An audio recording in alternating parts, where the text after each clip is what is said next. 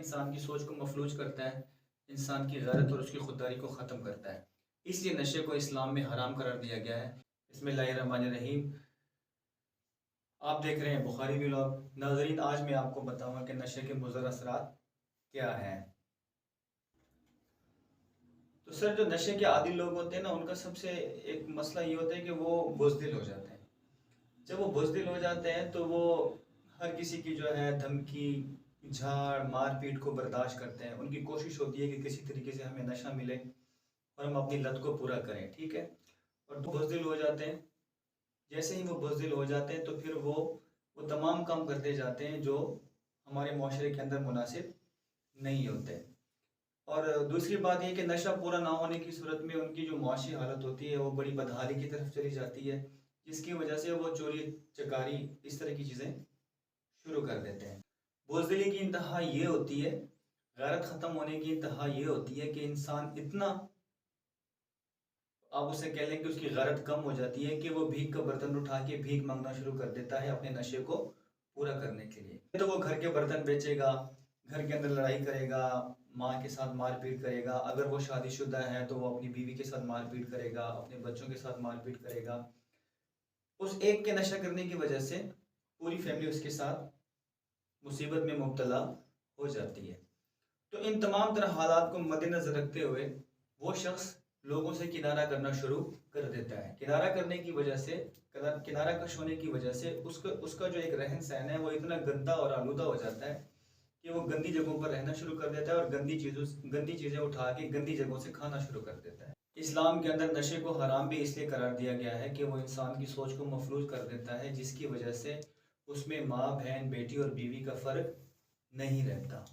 اس لیے اسلام کے اندر نشے کو حرام قرار دیا گیا ہے۔ نشے کے عادی لوگ جو ہیں، جب وہ سبھی لوگوں سے کنارہ کش ہو جاتے ہیں تو اپنے نشے کو پورا کرنے کے لیے، جیسے میں نے پہلے کہا ہے کہ وہ چوری بھی کرتے ہیں، مختلف چیزیں جو ہیں وہ لوگوں کی اٹھا کے، چرا کے، گھر میں سے بھی مختلف چیزیں اٹھا کے وہ جا کے بیچ دیتے ہیں تاکہ وہ اپنے نشے کو پورا کر سکیں۔ یہ بھی ایک بہت بڑی لعنت ہے چوری کی، کہ جب وہ اس کام میں ملوث ہو جاتا ہے۔ اور سب سے اہم بات یہ ہے کہ جو انسان کی ایک سوچ ہوتی ہے اس کو مفلوج کر دیتا ہے۔ میں نے پہلے کہا کہ انسان کی غیرت پر حملہ کرتا ہے، ٹھیک ہے۔ اب جو بھکاری ہوگا وہ کوئی غیرت مند تو نہیں ہوگا۔ دیکھو، یا تو کوئی اپاہج ہوگا، کمزور ہوگا، جس کی وجہ سے وہ بھیک مانگے گا، وہ تو سمجھ میں آتی ہے۔ لیکن ایک شخص اپنے نشے کو پورا کرنے کے لیے کسی سے بھیک مانگتا ہے تو یہ ایک بزدلی ہے، یہ ایک کمزوری ہے۔ اسی طرح معاشرے میں اس کے جو عزیز و اقارب ہوتے ہیں، اس کے جو دوست ہوتے ہیں، اس کے بھائی بہن جو رشتہ دار ہوتے ہیں، وہ اس سے دوری اختیار کر لیتے ہیں کیونکہ وہ ایک بدنامی کا باعث بنتا ہے۔ تو ہمارے معاشرے کے اندر یہ بہت بڑا المیہ ہے کہ جو لوگ بھی نشے میں ملوث ہوتے ہیں، جو بھی منشیات کے اندر ملوث ہوتے ہیں، ان کا کوئی پرسان حال نہیں ہوتا۔ حتیٰ کہ ہمارے ملک میں بہت سارے جو ہیں وہ علاج گاہ موجود ہیں، ایسے سینٹر بنے ہوئے ہیں جو نشہ کرنے والے لوگوں کا علاج کرتے ہیں۔ لیکن میں ایک اور بات بتاؤں کہ صرف میڈیسن ہی ان لوگوں کا علاج نہیں ہے۔ ان لوگوں کا سب سے بڑا مسئلہ یہ ہے کہ ان کی جو سوسائٹی ہوتی ہے، جس معاشرے کے اندر یہ، یا جن دوستوں کے اندر یہ بیٹھ رہے ہوتے ہیں، وہ خود بھی منشیات کے عادی ہوتے ہیں۔ سب سے پہلے جو ان کا ایک سرکل ہوتا ہے اس کو توڑنا پڑے گا، اس سرکل میں سے ان کو نکالنا پڑے گا، پھر ان کی جو ہے ایک، آپ یوں کہہ لیں کہ کاؤنسلنگ کرنی پڑے گی، ان کی ذہن سازی کرنی پڑے گی تاکہ یہ اس چیز سے ہٹ کر ایک نارمل زندگی کی طرف گامزن ہو سکیں۔ بہت سارے منشیات کے لوگ جو نشہ کرتے ہیں، اپنے نشہ کو پورا کرنے کے لیے اپنے جسم کے اعضاء تک بیچنا شروع کر دیتے ہیں۔ اس میں سب سے بڑا جو ہے وہ اپنے گردے بیچنا شروع کر دیتے ہیں، اپنے بلڈ کو ڈونیٹ کرتے ہیں چند پیسوں کے لیے۔ بہت سارے ایسے ادارے جو ان کا بلڈ لے کے کم پیسوں میں اپنے پاس رکھ لیتے ہیں، پھر آگے وہ، جیسے کہ بلڈ بینک ہے، وہ ان کے بلڈ کو سٹور کر لیتے ہیں اور آگے جا کے وہ بیچنا شروع کر دیتے ہیں، اور یہ خوشی خوشی جو ہے اپنا بلڈ بیچتے ہیں تاکہ اپنے نشے کو پورا کر سکیں۔ مطلب دیکھیں کہ ایسے لوگوں کو اپنی صحت تک کا خیال نہیں ہوتا، اور ان کی گندگی اور ان کے پاؤں اور ان کے ہاتھ اور ان کے بال اتنے خراب ہوتے ہیں کہ ان کی جو توجہ ہوتی ہے صفائی کی طرف بالکل بھی نہیں ہوتی ہے، حالانکہ اسلام کے اندر صفائی جو ہے وہ نصف ایمان ہے۔ تو اگر آپ صاف ستھرے نہیں ہوں گے، آپ کی پراپر صفائی نہیں ہوگی، تو نماز سے تو ویسے آپ کی دوری ہو جائے گی، آپ اس حالت میں نماز ویسے بھی نہیں پڑھ سکتے۔